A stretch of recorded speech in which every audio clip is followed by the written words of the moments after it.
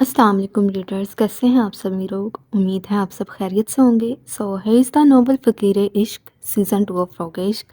Let start the episode number 23. What's the progress Felix? Ashir Felix سے مخاطب ہوا. Felix, جس کے ہاتھ بڑی تیزی سے شیشے کی مانند بنے کی بورڈ پر چل رہے تھے، وہ اب عاشر کی جانب متوجہ ہوا. ڈن. فیلکس نے یکدم انٹر کا بٹن پریس کرتے کہا. اس کے کی بورڈ پر چلتی انگلیاں یکدم تھمیں. اگلے ہی پر روم میں موجود بڑی بڑی اسکرین پر جہاں مختلف کوڈز چل رہے تھے، یکدم اسکرینز بند ہو گئیں. 1 سیکنڈ کے وقفے کے بعد اسکرین دوبارہ روشن ہوئی. اب کی بار جو منظر اسکرین پر نظر آ رہا تھا، اس کو دیکھتے ساتھ فیلکس کے ماسک کے پیچھے چھپی ایش ہیزل آنکھیں مسکرائیں. Very well done. عاشر ستائشی نظروں سے اسکرین پر ابھرتے بی آر مین ہب کی مین انٹرنس کی فوٹیج دیکھتے ہوئے بولا. فیلکس سیکیورٹی سسٹم اسیس کر چکا تھا. My duty. فیلکس کی جذبات سے آ رہی آواز کلاؤن کے ماسک کے پیچھے سے سنائی دی. کیا تم لوگ یہ ماسک نہیں اتارتے؟ اب کی بار سوال ایس پی فاریہ کی جانب سے آیا تھا. نہیں. فیلکس نے نفی میں سر ہلائے جواب دیا. فاریہ منہ بنا کر رہ گئی. تمہارے باقی ساتھی کہاں ہیں؟ عاشر اب کی بار پھر بولا. They are not my partners. وہ تینوں خود بہت بڑے ایجنٹس ہیں. I don't know Y sir Bravo نے اس بار مجھے ان تینوں کے ساتھ ٹیم ورک اسائن کیوں کیا ہے؟ فیلکس ٹیم ورک کرنے سے سخت خائف نظر آ رہا تھا. شاید نہیں. یقیناً وہ کسی دوسرے کے ساتھ مل کر کام کرنے پر شدید غصے میں تھا. ابھی فاریہ یا عاشر میں سے کوئی کچھ بولتا جب یکدم دروازہ کھلا اور یک کے بعد دگرے 3 لوگ اندر داخل ہوئے. عاشر اور فاریہ اب ان تینوں کی جانب متوجہ ہوئے. کالے رنگ کی جینز کے اوپر کالی شرٹ اور پھر کالی ہی جیکٹ پہنے، فیلکس کی طرح کلاؤن کا ماسک چہرے پر لگائے وہ عاشر کی جانب بڑھے تھے. ان کے آنے پر فیلکس بھی کھڑا ہو چکا تھا. بلیک مامبا بریکٹ دنیا کا سب سے تیز رینگنے والا زہریلا ترین سانپ. ان میں سے ایک شخص آگے بڑھا اور عاشر کے سامنے ہاتھ کیے گویا ہوا. فیلکس کی ایش ہیزل آنکھیں آواز سن کر تھوڑا چونکیں، حتیٰ کہ وہ جانتا تھا ماسک میں وائس چینجر لگا ہے، پر پھر بھی اسے یہ آواز بہت جانی پہچانی لگی تھی. اگلے ہی پل وہ خوبصورت آنکھیں بے تاثر ہو گئیں. بلیک مامبا نے عاشر سے مصافحہ کرنے کے بعد فیلکس کی جانب ہاتھ بڑھایا. فیلکس. اس کی اسپاٹ آواز کمرے میں گونجی. بلیک مامبا نے اس بات میں سر ہلایا. گرے ولف بریکٹ سب سے بڑا جنگلی رکن. ڈیڈ اسٹاکر بریکٹ دنیا کا زہریلا بچھو. بلیک مامبا کے بعد باقی کے 2 ایجنٹس نے بھی اپنا تعارف کروانے کے ساتھ عاشر اور فیلکس سے مصافحہ کیا. ویز ایجنٹ بلو. گرے ولف کی سرد آواز کمرے میں گونجی. بلیک مامبا نے پلٹ کر اس کی جانب دیکھا گویا وارننگ دی گئی ہو. ان بی آرس مین ہب، جواب کیپٹن عاشر شاہ کی جانب سے آیا تھا. Felix. Where has the work reached? ڈیڈ اسٹاکلر سامنے اسکرین کی جانب بڑھتا اسکرین کو ٹچ کیے زوم آؤٹ کر گیا. اب کی بار وہ سامنے نظر آتی بڑی سی اسکرین کو سوائپ کرتا بی آر مین ہب کی انٹرنس کا جائزہ لے رہا تھا، جہاں ریٹینا اسکین، چپ اسکیننگ، ویپن اسکیننگ اور نہ جانے کون کون سی مشینیں موجود تھیں. انٹرسٹنگ. سامنے کا منظر دیکھ گرے ولف کی آنکھیں چمکی تھیں تو گویا اس مشن میں مزہ آنے والا تھا. Give me some minutes to hack other security cameras. Felix گویا ہوا جب وہ تینوں بھی اب فیلکس کے قریب کھڑے ہو چکے تھے. فیلکس کی انگلیاں بڑی تیزی سے چلنے لگیں. مین ہب میں سگنل سٹارم ہے. انڈائریکٹلی کہا جائے تو بی آر گینگ اپنے ہی سگنلز یوز کرتی ہیں، گویا ان کا باہر کی دنیا سے کوئی تعلق، کوئی لینا دینا نہیں ہے. بی آر مین ہب خود ایک بہت بڑی اور خطرناک دنیا ہے اور اس سلطنت کا بادشاہ بی آر بذات خود ہے. اس کے علاوہ ان کی کمیونیکیشن اپنی ایپس کے تھرو ہوتی ہیں، لائک ریک انٹرفیئرنس یوز کرتے ہوئے. فیلکس سامنے کی بورڈ پر انگلیاں چلاتے ہوئے گویا ہوا. فاریہ کے ذہن میں یکدم وہی سوسائڈ کیس کلک کیا. مہک کے لیپ ٹاپ میں بھی تو کوئی ویب براؤزر نہیں تھا، کوئی سرچنگ ہسٹری نہیں تھی، یعنی بی آر کی گینگ کا ہر ممبر ان کے ہی نیٹ ورک کے ساتھ لنکڈ تھا، ان کی ہی بنائی گئی ایپس یوز کرتا تھا. پھر ایک بار جو اس ایپ یا ان کی ویب سائٹ کو اسیس کر لے اس کے لیے ان کے سسٹم سے باہر نکلنا ناممکن ہو جاتا تھا۔ فاریہ کو اب ساری گیم سمجھ آئی تھیں۔ کچھ دوستیں جو اپنی ہی دوستوں کو پھنساتی ہیں، وہ ان کی کسی ویب سائٹ یا اپلیکیشن کا لنک سینڈ کرتی تھیں۔ جب اگلا بندہ اس ویب یا ایپ کو ایک بار اسیس کر لیتا تھا تو پھر ان کے میٹرک سے نکلنے سے قاصر رہتا تھا۔ اس کے علاوہ ان کی فیمیل ایجنٹس ان کی ہی ویب سائٹ پر لڑکوں سے بات کرتی تھیں جو بی آر کی ٹیم پیچھے سے مانیٹر کرتی تھی۔ یعنی وہ اگر لڑکوں کو ملنے سے روکنا بھی چاہیں تو نہیں روک پائیں گی، کیونکہ بی آر کی ٹیم کے پاس ان کا ایک ایک میسج کال کی ڈیٹیل پہنچتی تھی۔ او گاڈ! فاریہ اپنا سر تھام کر رہ گئی۔ وہ فیمیل ایجنٹس سوشل میڈیا سے لڑکوں کو اسٹاک کر کے بی آر کی ایپس اور ویب سائٹ پر بلانے پر مجبور ہوتی تھیں۔ پھر بی آر کی ایپس استعمال کرتے وہ انہیں ملنے کے لیے بلاتی تھیں، دین ان لڑکوں کو B R gang dark web میں ریڈ رومز میں یوز کرتی تھیں۔ ایک ایک گرہ کھلتی چلی جا رہی تھی۔ ٹیکنالوجی جتنی ایڈوانس ہوتی چلی جا رہی ہے اتنی ہی خطرناک بھی ہوتی چلی جا رہی ہے۔ ہم سوشل میڈیا ایپس پر اپنی ایک ایک انفارمیشن لگا دیتے ہیں، حتیٰ کہ اپنی تصاویر تک شیئر کر دیتے ہیں۔ ہمارے ذہن و گمان میں بھی نہیں ہوتا کوئی ان کا کس قدر غلط استعمال کر سکتا ہے، اور ایک ہنستا کھیلتا انسان کیسے زندہ لاش بن سکتا ہے، یا پھر ایک زندہ انسان کس قدر اذیت ناک موت مر سکتا ہے۔ باقی کے کیمراز اسیس ہو چکے تھے۔ اب کی بار بلیک میمبو ایک لیپ ٹاپ اٹھائے نہ جانے کیا کرنے میں مصروف تھا۔ What are you doing Black میمبو؟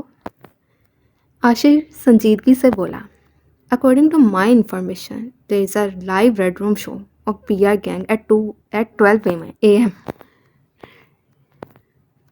Black Mambo نے کہتے سار ڈارک ویب پر موجود بی آر گینگ کی مخصوص ویب کھولی۔ انفارمیشن کے عین مطابق ایک لڑکی کمرے کے بیچوں بیچ بندھی ہوئی بیٹھی تھی۔ 12 بجنے میں ابھی 3 منٹ باقی تھے۔ اب کی بار فیلکس اور باقی سب بھی لیپ ٹاپ کی جانب متوجہ ہوئے۔ 1 منٹ، 2 منٹ اور پھر 3 منٹ گزر گئے۔ 12 بج چکے تھے، گویا اس لڑکے کی موت کا وقت قریب تھا۔ اگلے ہی لمحے لیپ ٹاپ کی اسکرین پر ایک بڑا سا چاقو نمودار ہوا۔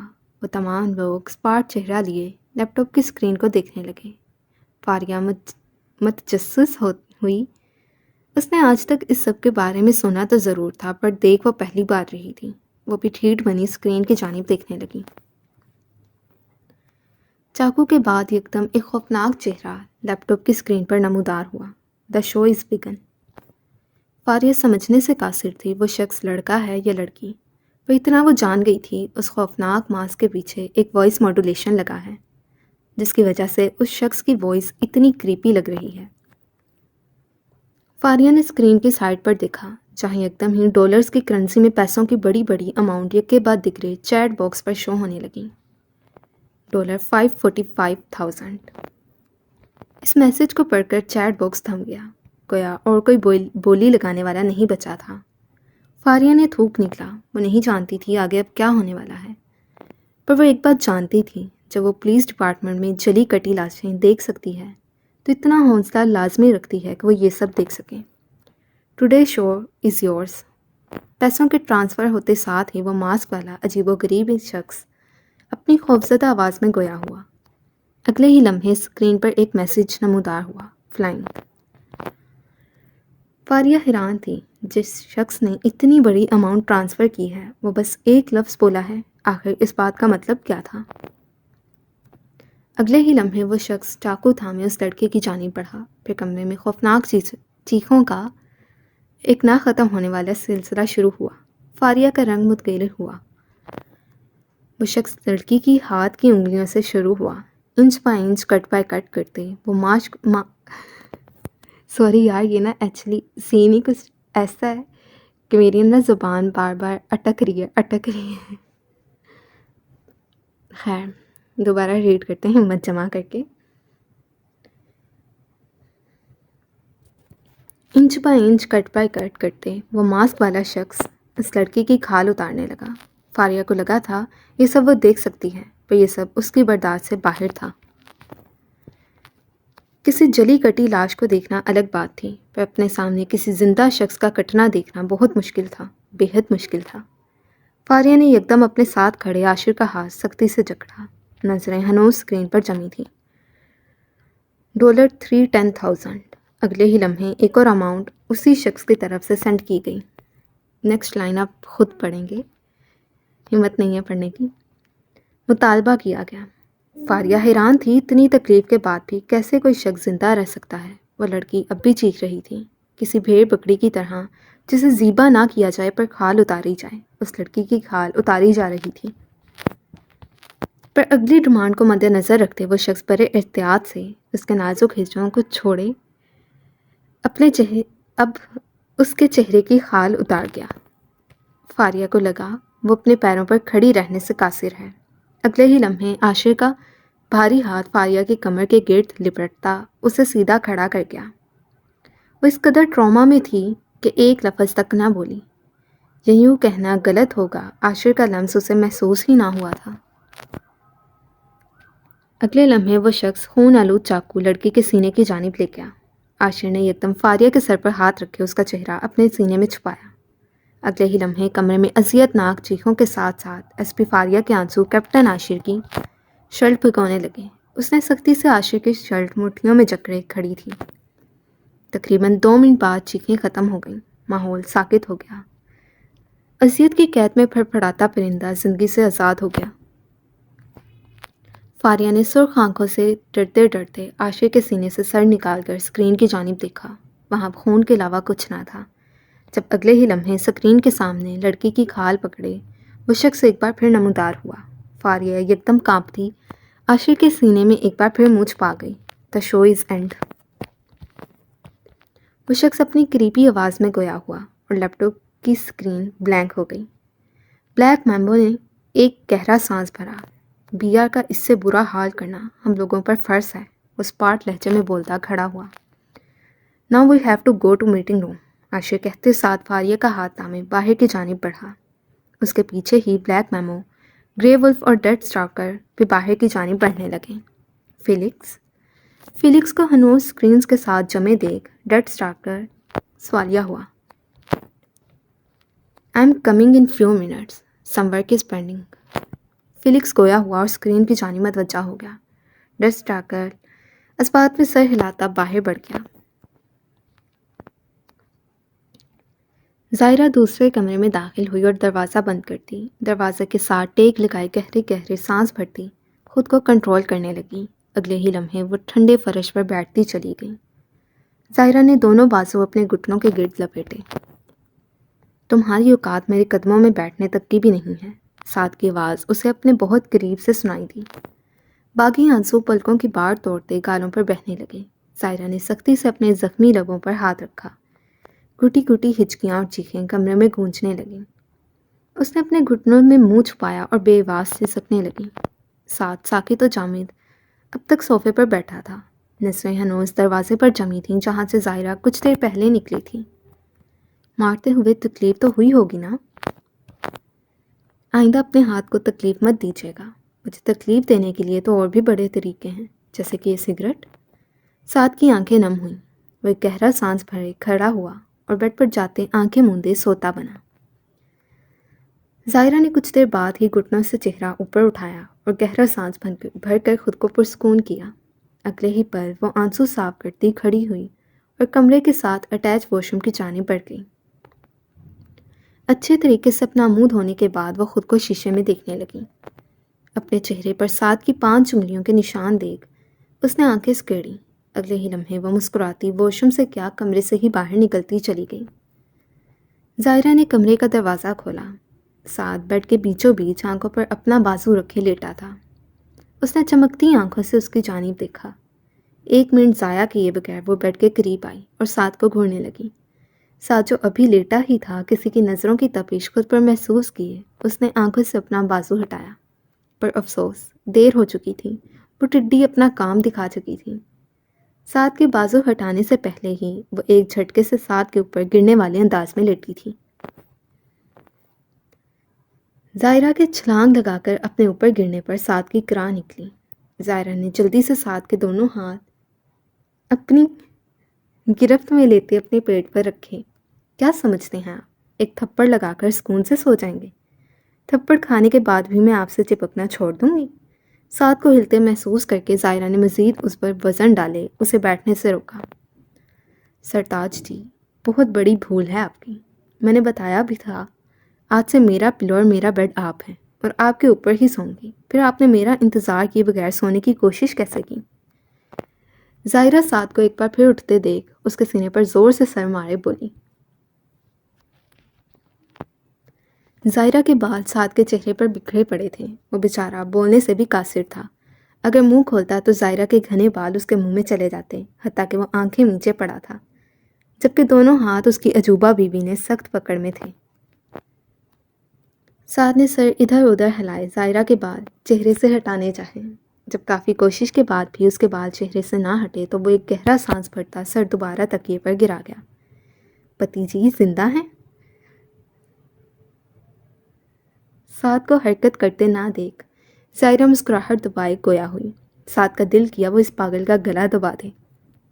ہائے اللہ، میں نے اتنی زور سے چھلانگ تو نہیں لگائی تھی، ظاہرہ مصنوعی فکر مندی سے بولتی، اب اپنی پوزیشن چینج کرتی سعد کے اوپر جھک گئی۔ ظاہرہ کے یکدم مڑنے پر سعد کے ہاتھ جو پہلے ظاہرہ کے پیٹ پر موجود تھے اب ظاہرہ کی کمر پر ٹھہر گئے۔ شکر ہے اب زندہ ہیں، میں تو ڈر ہی گئی تھی، ظاہرہ اس کے اوپر جھکے ہوئے بولی۔ گھنے بال دونوں کے چہرے پر سایہ فگن تھے۔ ابھی تو میں نے ہنی مون پر بھی جانا ہے اور آپ کے ساتھ ڈی پیز کے لیے پکس بھی لینی ہیں۔ ظاہرہ اپنے ہی رو میں بولتی جا رہی تھی۔ سعد کی خون اشام نظریں اور کمر پر دھستی سعد کی سخت انگلیاں وہ اگنور کر گئی تھی۔ سعد ظاہرہ کو یوں گھور رہا تھا گویا اگلے ہی پل وہ اسے قتل کر دے گا۔ دیکھیں ایسے نہیں دیکھیں، ظاہرہ سرگوشی نما آواز میں گویا ہوئی۔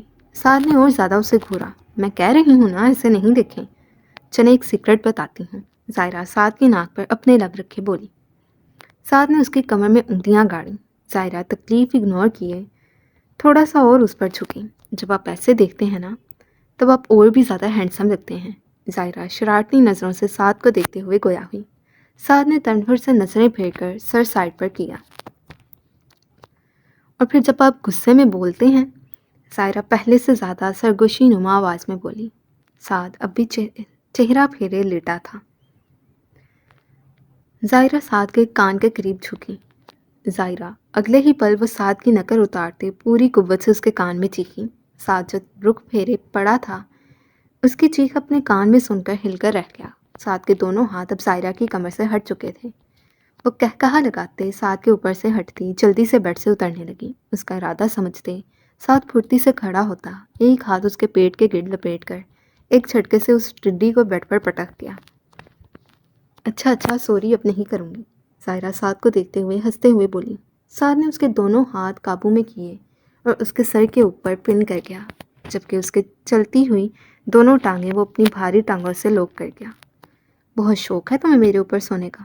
سعد اس کو شرارت سے مسکراتے دیکھ برہمی سے بولا۔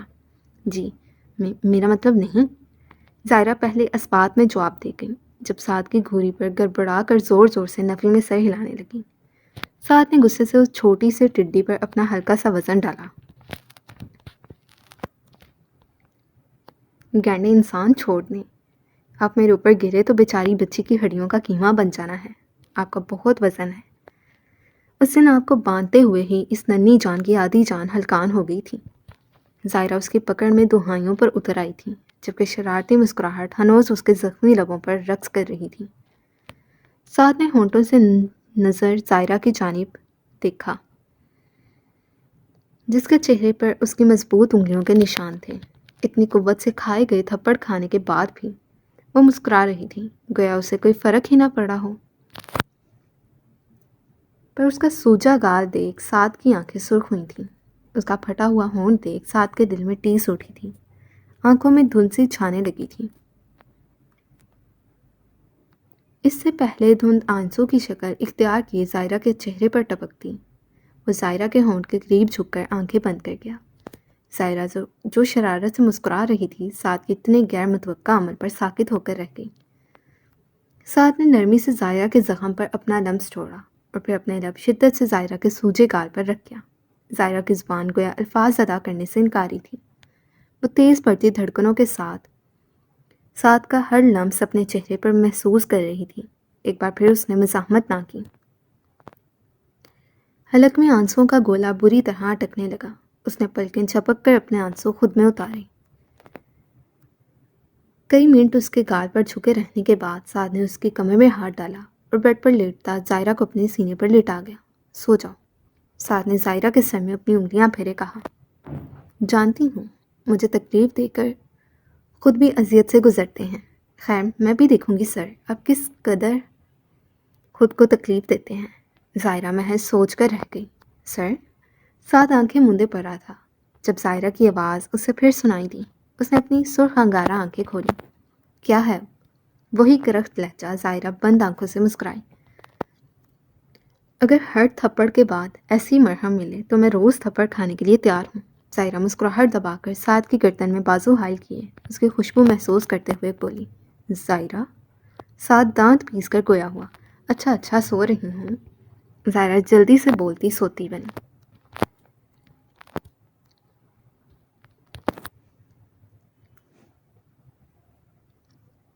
رات کے 3 بج رہے تھے۔ وہ رب سے حلیے میں حویلی داخل ہوا۔ جتنی آگ اس کے اندر بھڑک رہی تھی وہ نہیں چاہتا تھا کہ رائمہ کے ارد گرد رہے، نہیں چاہتا تھا اپنے غصے کی آگ میں وہ اس نازک سے گڑیا کو جلا ڈالے، ورنہ رائمہ کی بات اس قدر تلخ تھی کہ حازم خان کو ہر حد پار کرنے پر مجبور کر رہی تھی۔ لیکن وہ اب ایسا نہیں چاہتا تھا۔ آگے ہی اس کے ساتھ نکاح کے معاملے میں زبردستی کر چکا تھا۔ اب ایک نیا رشتہ زبردستی قائم کر کے اس نازک جان کو توڑ نہیں سکتا تھا۔ اس کی ذات تو پہلے ہی بکھری ہوئی تھی، وہ تو اسے سمیٹنا چاہتا تھا، بکھیرنا ہرگز نہیں چاہتا تھا۔ حازم نے اپنے کمرے کا دروازہ کھولا۔ کمرے میں ڈم لائٹ پھیلی ہوئی تھی۔ بیڈ پر بلینکٹ میں حازم خان کی زندگی دنیا مافیا سے بے خبر سو رہی تھی۔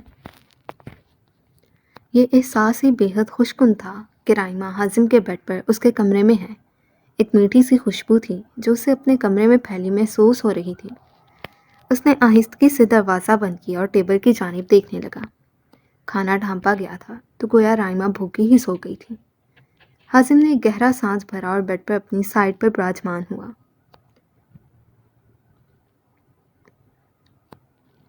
وہ بیڈ پر بیٹھا رائمہ کو تکنے لگا۔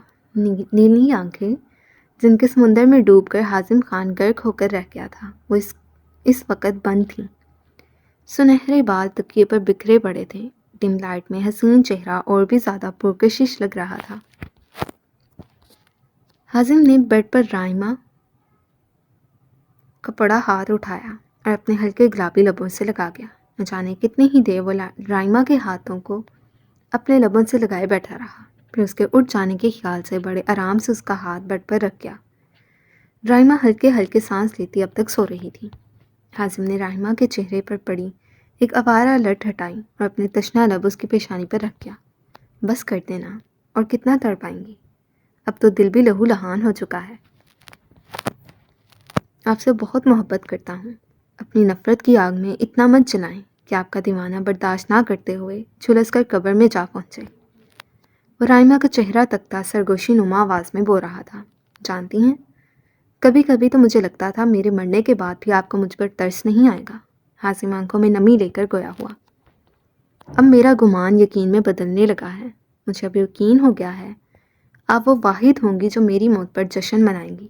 حازم کی آنکھ سے آنسو ٹپکتا رائمہ کی پیشانی پر گرا۔ وہ حازم خان کی تکلیف سے بے خبر، بے پرواہ بنی ہنوز سوئی پڑی تھی۔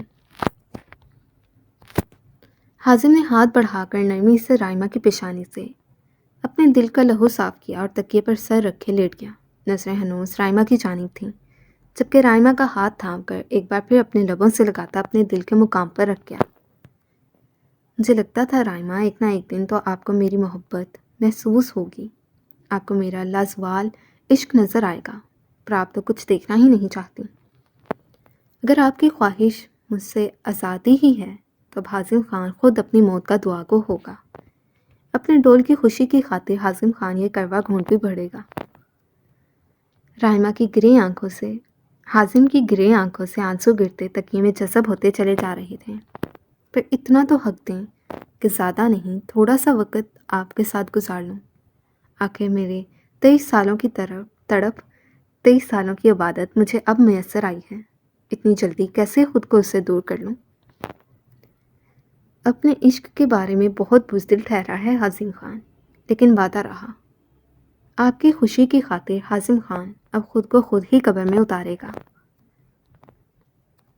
حازم نے اپنے آنسو صاف کیے اور رائمہ کا ہاتھ ایک بار پھر اپنے لبوں سے لگاتا بیڈ پر رکھ کر رائمہ کے چہرے پر نظریں جمائے لیٹا رہا، گویا اگر اس نے آنکھ بند کی تو دنیا کے سب سے خوبصورت منظر دیکھنے سے قاصر رہے گا۔ صبح کی روشنی 400 پھیلی تھی۔ جب کھڑکی سے چھن کر آتی دھوپ رائمہ کے چہرے پر پڑتی اسے نیند سے بیدار کر گئی۔ رائمہ نے موندی موندی نیلی آنکھیں کھولی اور سر گھما کر سائڈ ٹیبل سے اپنا فون اٹھائے ٹائم دیکھا، پھر فون رکھے جیسے ہی اس نے بائیں جانب دیکھا یکدم ٹھٹک کر رک گئی۔ حازم سانس روکے پڑا تھا، اس کی ایک ایک حرکت دیکھ رہا تھا۔ وہ اب تک رات والی پوزیشن میں لیٹا تھا، یعنی وہ ساری رات سویا ہی نہیں تھا۔ ایک ایک پل اس نے رائمہ کو تکتے گزارا تھا۔ رائمہ اب اٹھ کر بیٹھی اور بیڈ سے اترنے لگی۔ حازم نے جلدی سے اس کی کلائی تھامی۔ حازم کے کلائی تھامنے پر اسے لگا گویا کسی آگ نے اسے چھو لیا ہو۔ وہ بخار میں تپ رہا تھا تو رائمہ سے دور جانے کا خیال ہی سوانح روح تھا کہ وہ کچھ گھنٹے میں ہی بخار میں تپنے لگا تھا۔ رائمہ نے حیرت سے حازم کی جانب دیکھا۔ نہیں جائیں، بیٹھی رہیں۔ حازم التجائیہ گویا ہوا۔ رائمہ نہ چاہتے ہوئے بھی اس کی بات ماننے پر مجبور ہو گئی۔ آخر کیسے اس کی فکر نہ کرتی۔ ایک عرصہ اپنے سگے بھائی سے زیادہ تو وہ حازم خان سے اٹیچ رہی تھی۔ حازم یک تک اسے دیکھنے لگا۔ رائمہ کا دل کیا وہ اس سے پوچھے کیا بات ہے، کیا ہوا ہے، ایسے کیوں کر رہے ہو، پر پھر بے حس بنی بیٹھی رہی۔ حازم درد سے پھٹتے سر کے ساتھ اٹھ کر بیٹھا۔ رائمہ کے ہاتھ کسی قیمتی چیز کی طرح اپنے لبوں سے لگا کر آنکھوں پر لگا کر بیڈ سے اٹھ کر واش روم کی جانب بڑھ گیا۔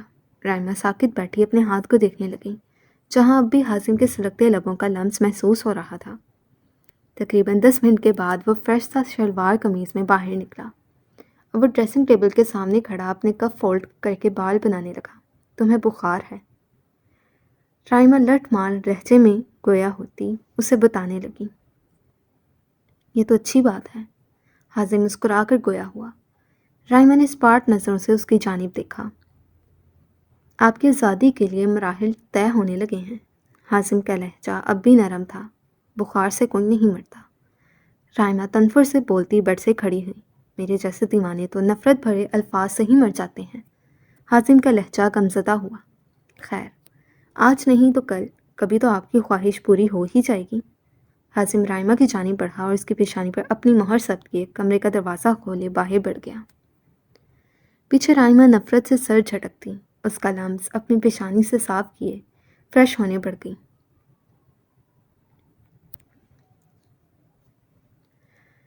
اریان پر سوچ نگاہیں سامنے لیپ ٹاپ پر جمائے بیٹھا تھا۔ وہ آفس میں ہو کر بھی آفس میں موجود نہ تھا۔ صبح ہی حارث انکل کی کال آئی تھی جنہوں نے اسے کہا تھا کہ انایا آج یونی نہیں آئے گی۔ کچھ مہمان آ رہے ہیں اور انایا کا گھر میں ہونا ضروری ہے۔ تب سے ہی اریان کے دل کو ایک دھڑکا لگا ہوا تھا۔ آخر ایسے کون سے مہمان تھے جن کے آنے پر انایا کا گھر ہونا ضروری تھا؟ اریان نے اپنی پیشانی سہلائی۔ اگلے ہی پل وہ لیپ ٹاپ بند کرتا اٹھا اور اپنی چیزیں سمیٹتے آفس سے باہر نکلتا چلا گیا۔ 20 سے 25 منٹ کا فاصلہ وہ ریش ڈرائیونگ کرتے 15 منٹ میں طے کر چکا تھا۔ اریان ملک کی کال، اریان ملک کی کالی گاڑی حارث خان کے بنگلے میں جا کر رکی۔ وہ ایک اسپاٹ نگاہ سامنے کھڑی ہوئی گاڑیوں پر ڈالے گاڑی سے باہر نکلا اور اندرونی حصے کی جانب بڑھنے لگا۔ وہ مغرور چال چلتا اندر داخل ہوا۔ جب لاؤنج سے آتی آوازوں کو سنتا وہ اسی جانب بڑھنے لگا۔ السلام علیکم۔ لاؤنج میں داخل ہوتے ہی اس نے سلام کیا۔ لاؤنج میں بیٹھے سبھی نفوس اس کی جانب متوجہ ہوئے۔ وعلیکم السلام، اریان تم؟ حارث اس سے ملتا حیرت سے بولا۔ وعلیکم السلام۔ ہانیہ آگے بڑھتی اریان کے بازو پر ہاتھ پھیرتے ہوئے بولی، یہ اریان ملک ہے، روحان اور زویا کا بیٹا۔ شادی میں یقیناً ملاقات ہوئی ہوگی۔ ہانیہ اسے صوفے پر بیٹھی خواتین سے مخاطب کروائے بولی۔ السلام علیکم۔ اریان نے رسماً سلام کیا۔ وعلیکم السلام۔ دیکھا تھا اسے حازم خان کے ساتھ، اور بتاؤ بیٹا کیسے ہو؟ وہ شفیق سی خاتون اریان کو دیکھتے ہوئے بولی۔ بیٹھو نا اریان، کھڑے کیوں ہوں؟ یہ ولی خان کی امی ہے۔ ولی خان کے لیے انایا کے رشتے کے لیے آئی ہیں۔ ہانیہ کی بات سن کر اریان کو لگا گھر کی پوری چھت اس کے اوپر گر گئی ہو۔ اس نے کچھ حیرانی سے نظریں اٹھا کر ہانیہ کی جانب دیکھا، جیسے پوچھنا چاہ رہا ہو، خالہ یہ سب سچ ہے کیا؟ ارے حیران نہیں ہو، سب کچھ تو پہلے ہی طے ہو چکا ہے، بس یہ تو زرنش بہن چاہتی ہیں کہ ولی خان کے نام کی انگوٹھی انایا کو پہنا دی جائے۔ ہانیہ اسے حیران دیکھ مسکرا کر بولی۔ اریان کا گویا سانس اٹک گیا، غصے کی شدید لہر اس کے بدن میں اٹھنے لگی۔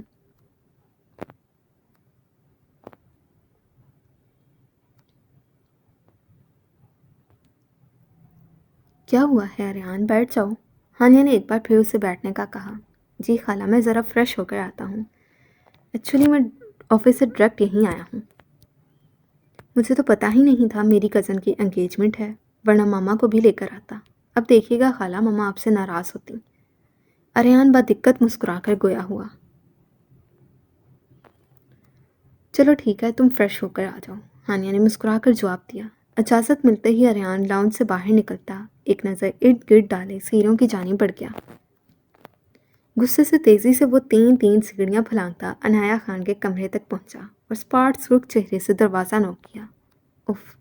ہلکے جامنی رنگ کی فراک پہنے، ہلکا سا میک اپ اور لائٹ سی جولری پہنے وہ شیشے کے سامنے کھڑی ڈوریاں بند کرنے کی کوشش میں ہلکان ہو رہی تھی۔ اچانک دروازہ کھٹکنے کی آواز پر وہ تیزی سے دروازے کی جانب بڑھی۔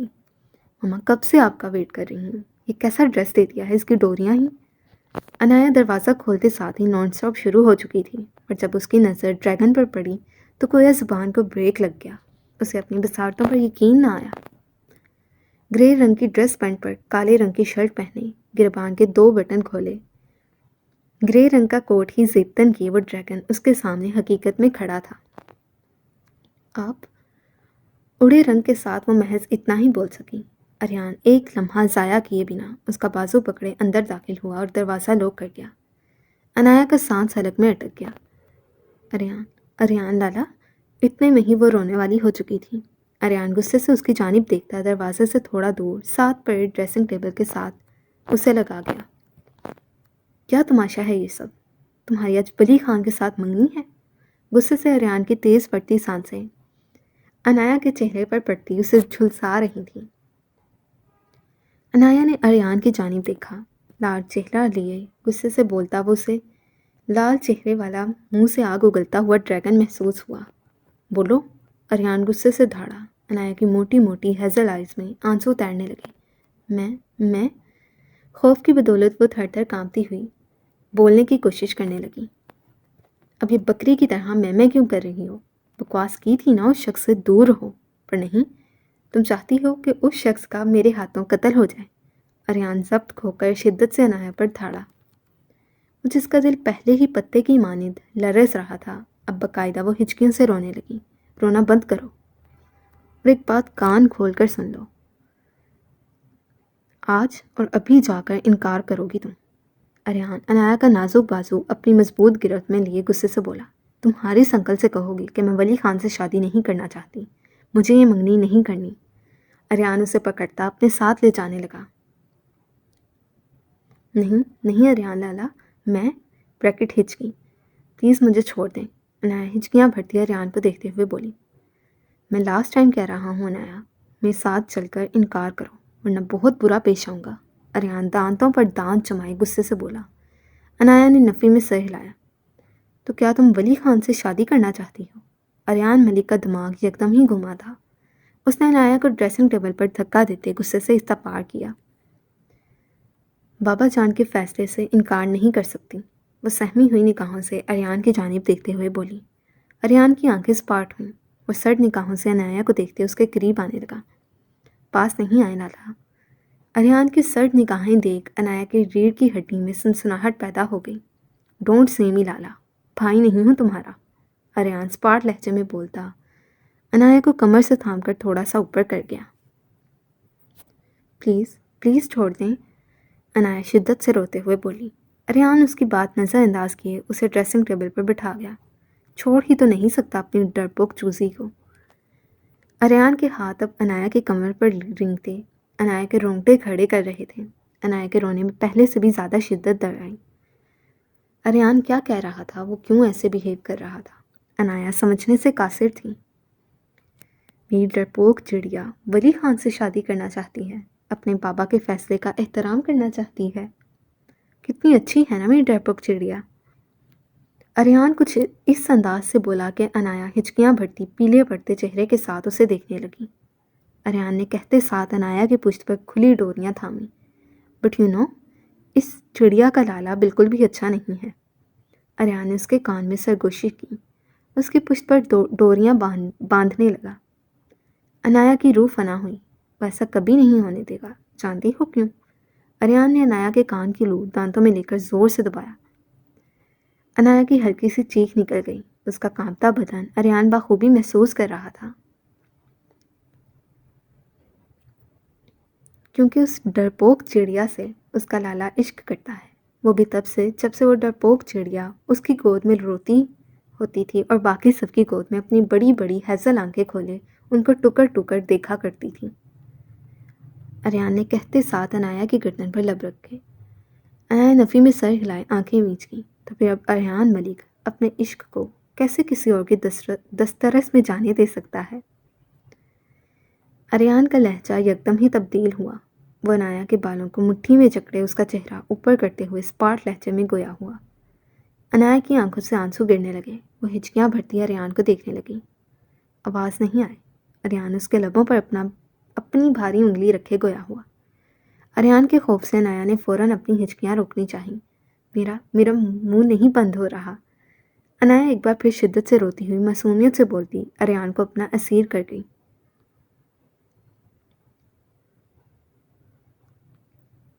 شادی تو دور، تمہارے نام میں انگوٹھی بھی صرف اریان ملک کے نام کی ہوگی۔ کسی اور کے نام کی انگوٹھی تو میں اس ہاتھ میں برداشت نہیں کر سکتا۔ اریان نے عنایا کا نازک مرمری ہاتھ پکڑے اپنے لبوں سے لگایا۔ اس کی آنکھیں مسکرا رہی تھیں، اور رہی بات منہ بند کرنے کی تو میں ہیلپ کر دیتا ہوں۔ اریان چمکتی کالی آنکھوں سے گویا ہوا۔ عنایا نے حلق تر کیا۔ اریان کا لہجہ، اس کا انداز عنایا کو خوفزدہ کر گیا تھا۔ اریان نے اپنا چہرہ عنایا کے چہرے کے قریب کیا۔ عنایا کانپتی اپنی سرخ آنکھیں بند کر گئی۔ وہ عنایا کے گال پر اپنی بیڑ رگڑتے گویا ہوا۔ اگلے ہی پل اس کے کپکپاتے لب قید کر گیا۔ اگلے ہی لمحے وہ ڈریسنگ کی ڈراور کھولے، عنایا کے بائیں ہاتھ کو ڈراور میں رکھے شدت سے ڈراور بند کر گیا۔ اپنے بائیں ہاتھ کی انگلیوں میں شدید تکلیف محسوس کرتے عنایا کی چیخ نکلی، جسے اریان اپنی شدت بڑھاتا اس کے حلق میں ہی دبا گیا۔ عنایا تکلیف سے اریان کی مضبوط پکڑ میں پھڑپڑانے لگی۔ عنایا کی آنکھوں سے گرم سیال بہتا اریان کے چہرے پر گرنے لگا۔ اپنی سرن پڑتی انگلیوں سے اسے خون رستا محسوس ہوا۔ اریان نے ڈراور کھولا۔ عنایا نے یکدم اپنا ہاتھ باہر نکالا۔ خون کی بوندیں اس کے بائیں ہاتھ کی انگلیوں سے نکلتی چمکتے فرش پر گرنے لگیں۔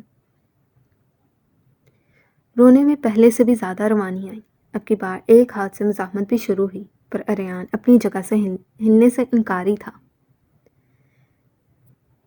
کافی دیر اپنی شدت اس پر لٹا کر جب اریان کو یقین ہو گیا وہ اب نہیں چیخے گی تو وہ اسے آزاد کیے تھوڑا پیچھے ہوا۔ عنایا نے روتے ہوئے اپنا کانپتا ہاتھ اپنی آنکھوں کے سامنے کیا۔ بائیں ہاتھ کی مڈل فنگر کے ساتھ ساتھ رنگ فنگر سب سے زیادہ زخمی تھی، حتیٰ کہ خون تیزی سے بہہ رہا تھا۔ اس نے ایک نظر اریان کی جانب دیکھا جو اسی کی جانب دیکھ رہا تھا۔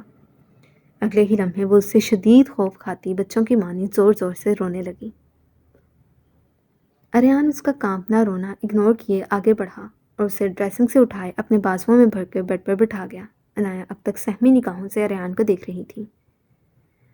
Get ready to be Mrs Aryan Malik, Aryan نے کہتے ساتھ نرمی سے اس کی پیشانی چومی اور اس کا دروازہ کھولے باہر کی جانب بڑھ گیا۔ پیچھے عنایا سہمی نگاہوں سے اریان کی چوڑی پشت دیکھنے کے بعد اپنا زخمی ہاتھ دیکھنے لگی۔ عنایا بچے، آپ ابھی تک یہیں بیٹھی؟ ہانیہ اندر آتے ہوئے بولی جب اس کی نظر عنایا کے خون آلود ہاتھ پر گئی۔ عنایا، مما کی جان بیٹا یہ کیا ہوا ہے؟ دیکھو اتنا بلڈ نکل رہا ہے۔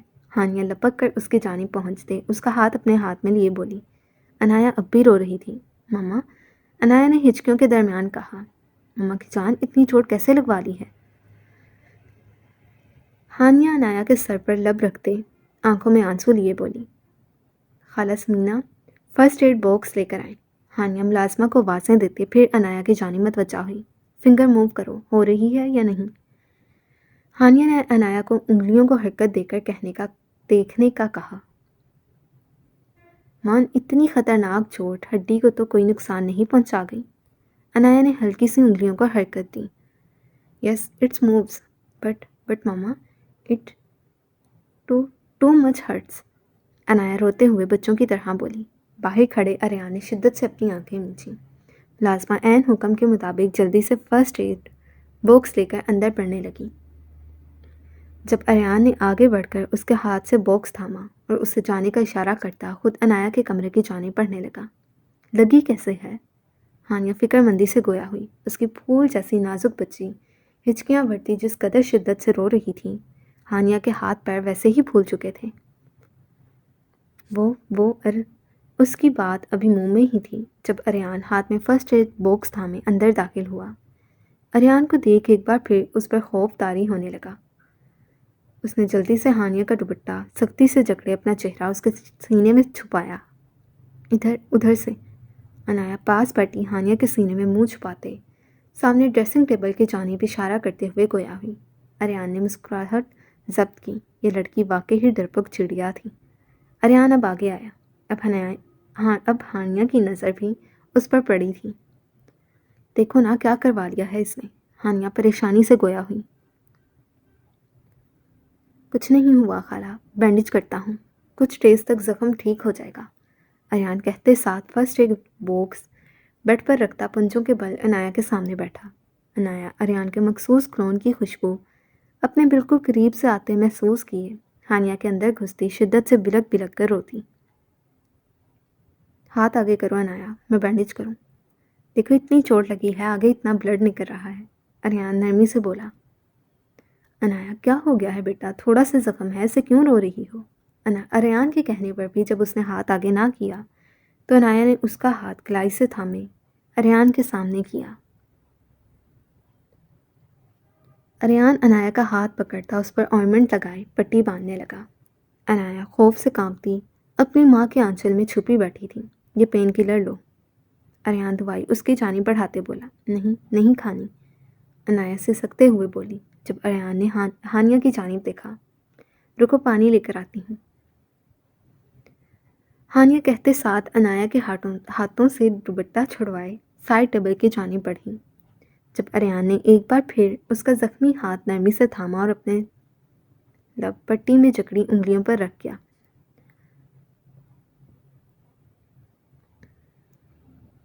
عنایا کبھی خوفزدہ نگاہوں سے اریان کو جو اب تک اس کی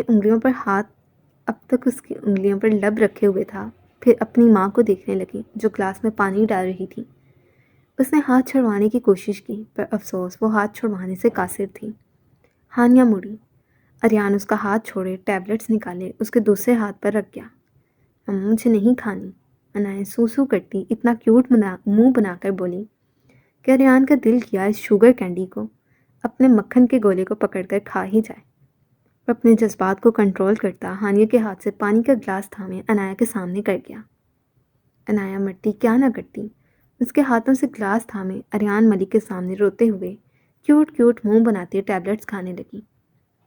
اس کے منہ کے زاویے دیکھ اریان ملک کا بس نہیں چل رہا تھا، وہ اس لڑکی کو اٹھا کر اپنے ساتھ لے جائے اور کہیں چھپا لے جہاں اریان ملک کے علاوہ اور عنایا خان کو دیکھنے سے کوئی اور عنایا خان کو دیکھنے سے قاصر رہے۔ میں نے کہا نا مجھے نہیں تیار ہونا، نہیں پہننے یہ کپڑے، ایشان نے ایک جھٹکے سے سامنے کھڑی لڑکی کے ہاتھ سے لاکھوں کی مالیت کا سوٹ پکڑے زمین پوست کیا۔ جاؤ بتا دو اپنے سر کو، میں ڈرتی نہیں ہوں اس سے، مجھے اپنی مرضی سے نہیں چلا سکتا، میں انسان ہوں پپٹ نہیں، جسے ایک قید سے رہائی دلوا کر وہ دوسری قید میں لے آیا ہے۔ اشال غصے سے بولتے بولتے آخر پر رونے لگ گئی جب ایک جھٹکے سے دروازہ کھلا اور بہرام اپنے ازلی سپاٹ چہرے کے ساتھ کمرے میں داخل ہوا۔ اس لڑکی نے جلدی سے زمین پر گرا نفیس سا گاؤن اٹھایا اور بیڈ پر رکھے کمرے سے باہر چلی گئی۔ بہرام نے ایک نظر روتی اشال کی جانب ڈالی، پھر ایک نظر بیڈ پر رکھے ڈریس کی جانب ڈالی۔ بلوسم گرل، ضد کیوں کر رہی ہو؟ اپنے مزاج کے خلاف وہ بڑی نرمی سے گویا ہوا، لیکن اس کی نرمی میں بھی موجود ایک سختی، ایک دھونس، ایک رعب اشال کو ڈرانے کا سبب بن رہا تھا۔ چلو شاباش، ڈریس پہن کر آؤ۔ بہرام آگے بڑھتا نرمی سے اشال کے گال پر ہاتھ رکھے گویا ہوا۔ اشال نے نفی میں سر ہلایا۔ بی آر کو نہ سننے کی عادت نہیں ہے۔ بہرام مسکرایا اور اشال کا چہرہ اپنے ہاتھوں کے پیالے میں تھامتا اس کے آنسو صاف کیے گویا ہوا۔ کوئی بات نہیں، آہستہ آہستہ میری بلوسم گرل میری عادات سے بھی واقف ہو جائے گی۔ بہرام کے بولنے پر بھی اشال اپنی نظر جھکائے کھڑی رہی۔ نفرت ہو رہی تھی اسے آج خود سے، سامنے کھڑے شخص سے، اس کے ایک ایک لمس سے۔ اسے آج اس محل نما گھر سے گھٹن ہو رہی تھی۔ ادھر دیکھو، بہرام نے جھک کر اس کی پیشانی چومی۔ اشال اب بھی ڈھیڑ بنے نظر جھکائے کھڑی رہی۔ میری طرف دیکھو اشال۔ اب کی بار بہرام ذرا غصے سے بولا۔ اشال ہچکی بھرتی بہرام کی جانب دیکھنے لگی۔ چلو شاباش، ڈریس چینج کر کے آؤ۔ مجھے پتا ہے میری بروسم گرل قید رہ رہ کر بور ہو گئی ہے، اسی لیے آج کا پورا دن ہم باہر گزاریں گے۔ اوکے، چلو شاباش، جلدی سے ریڈی ہو جاؤ۔ میں اپنی گرل کا باہر ویٹ کر رہا ہوں، زیادہ ویٹ نہیں کروانا۔